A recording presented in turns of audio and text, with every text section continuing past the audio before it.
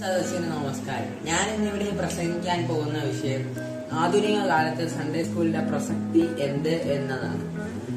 നമ്മുടെ ഇന്നത്തെ യുവതലമുറ ലഹരിക്കും മയക്കുമരുന്നിനും അടിമപ്പെട്ടു വരുന്ന ഈ കാലത്ത് സൺഡേ സ്കൂളിന്റെ പ്രാധാന്യം വളരെ വലുത് തന്നെയാണ്.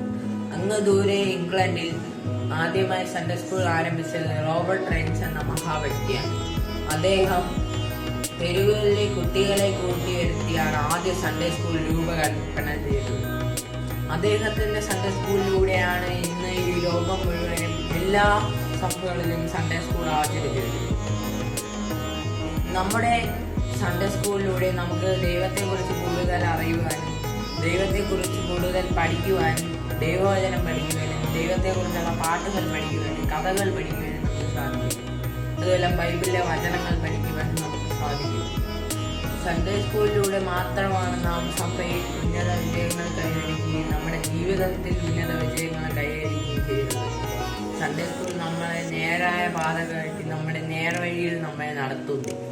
അതുമാത്രമല്ല, സൺഡേ സ്കൂളിലൂടെയാണ് നാം പല മഹാൻ വ്യക്തികളുടെയും കഥകൾ പഠിക്കുകയും സൺഡേ സ്കൂളിൽ നിന്ന് രൂപപ്പെട്ട പല കഥ പ്രസ്ഥാനങ്ങൾ പഠിക്കുകയും ചെയ്യും. സൺഡേ സ്കൂളിൻ്റെ മറ്റൊരു സവിശേഷത എന്തെന്നാൽ സൺഡേ സ്കൂളിലൂടെയാണ് നമ്മുടെ സഭയിൽ മിക്ക അച്ഛന്മാരും നമ്മുടെ സൺഡേ സ്കൂളിലൂടെ ആയാലും DBSയിലൂടെ ആയാലും നമ്മളുടെ മനസ്സിലേക്ക് കയറി പറ്റുന്നത്. നമ്മുടെ സൺഡേ സ്കൂളിൻ്റെ ഏറ്റവും വലിയ സവിശേഷത എന്നത് നമ്മുടെ കുട്ടികളുടെ വളർച്ചയ്ക്ക് അത് സഹായിക്കുന്നു.